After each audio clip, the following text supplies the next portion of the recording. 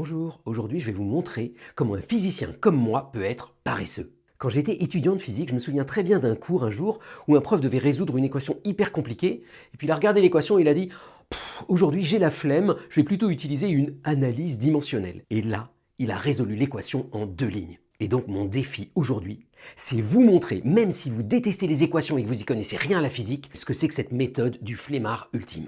Alors pour faire ça, on va prendre un exemple hyper concret. On va prendre cette feuille de papier et on va la laisser tomber.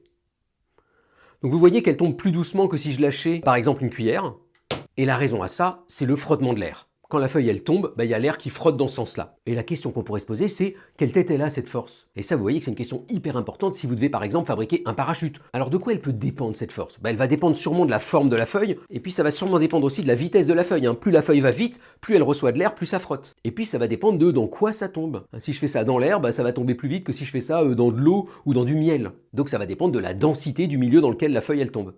Donc il y a cette force de frottement là que je connais pas du tout. Je sais juste qu'elle va dépendre de la surface de mon objet, de sa vitesse, et puis de la densité du milieu dans lequel ça tombe. Et c'est maintenant qu'arrive mon astuce de paresseux. Au lieu d'essayer de faire des équations très sophistiquées, des démonstrations et tout pour trouver ce que vaut cette force, je vais juste me dire qu'il faut qu'elle ait les bonnes unités. Vous savez, les unités, c'est par exemple les kilos, les mètres, les secondes. Et la seule chose que je sais, c'est qu'il faut absolument que les unités de ce côté-là soient les mêmes que de ce côté-là. Alors de ce côté-là, les unités de la force, je connais ça très bien, c'est des kilos fois des mètres divisés par des secondes au carré. J'ai une densité, ça c'est des kilos par des mètres cubes. J'ai une surface, ça c'est des mètres au carré. Et puis j'ai une vitesse, ça c'est des mètres par seconde. Bon alors on va commencer par les kilos, c'est le plus facile. J'ai des kilos ici, donc il me faut des kilos là. Et là, il n'y a pas le choix, il y en a juste dans la densité, donc je laisse la densité comme ça. Alors on va prendre ensuite les secondes. Là, j'ai 1 divisé par des secondes au carré.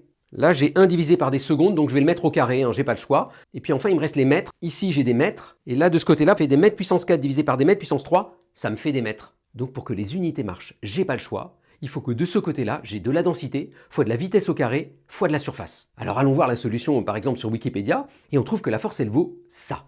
Vous avez vu, on a presque bon. Il y a juste en plus ce terme-là, 1,5 fois C, en fait c'est une constante qui n'a pas d'unité. Donc vous allez me dire, ouais mais tout ça pour ça, si finalement on a raté cette constante, ça sert à rien ma méthode. Mais si, vous allez voir, non seulement elle me donne presque toute l'équation, mais elle me permet même de faire de la physique. Si on reprend cette feuille de papier, ce que me dit la formule, c'est que si je divise sa surface par 2, ça va frotter 2 fois moins.